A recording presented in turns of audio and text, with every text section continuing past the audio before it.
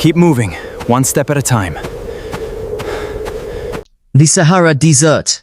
Hundreds of runners had gathered for one of the most brutal races on Earth, the Marathon des Sables. Among them was a 39-year-old Italian policeman named Mauro Prosperi. The race was simple in theory, run across the desert, but the desert had other plans. Mauro started running with the others, surrounded by endless sand, heat, and wind. He had no idea that before the race was over, he would be fighting for his life. Keep moving, one step at a time. During the race, a massive sandstorm suddenly hit. The sky disappeared, the horizon vanished, the runners could barely see their own hands.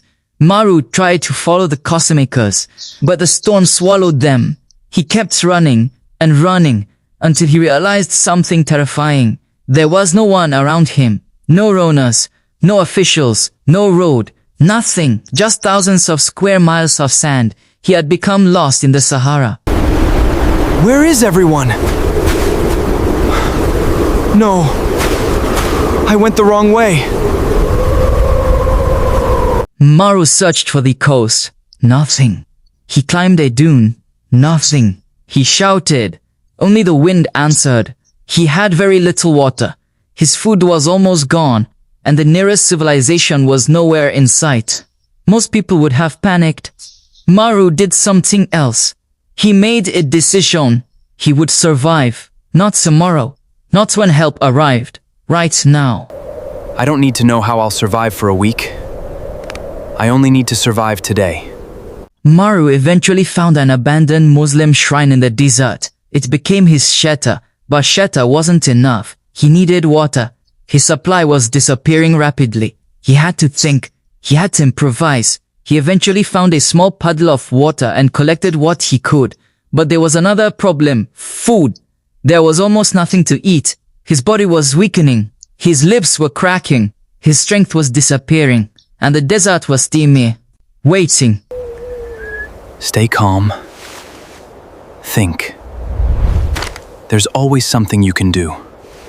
Days passed. Mauro became desperate. He eventually found some birds inside the shrine. He caught one and ate it.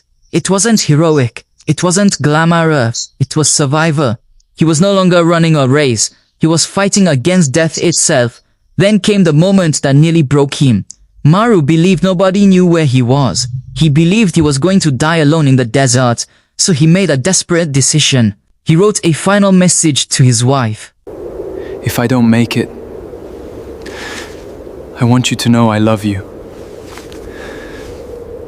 But after writing the message, Mauro wasn't dead. He was still breathing. And as long as he was still breathing, there was still one thing he could do. Move. So he left the shrine. He walked, then walked again. His body was exhausted. His mind was screaming at him to stop. But he kept moving, not because he knew rescue was coming. He had no proof. He moved because stopping meant death. One more step. Just one more. Eventually, Mauro reached the road. He was severely dehydrated and barely recognizable. But he was alive. He was eventually rescued. He had survived 9 days lost in the Sahara Desert. 9 days, alone, with almost no food, almost no water, and no guarantee that anyone would find him. He entered the desert as a marathon runner. He came out of it as a survivor. How did you survive? I didn't think about surviving 9 days. I thought about surviving the next moment. That's the part people often misunderstand about strength. Strength isn't always feeling powerful. Sometimes strength is being exhausted, terrified, and completely unsure of what happens next, but taking another step anyway. Mauro didn't survive because he knew everything would work out. He survived because he refused to make his worst moment his final decision. When life becomes overwhelming, don't stare at the entire mountain. Don't ask yourself, how am I going to survive all of this? Look at the next step. Take it, then take another, and another, because sometimes The difference between the person who survives and the person who doesn't is simply the decision to keep moving.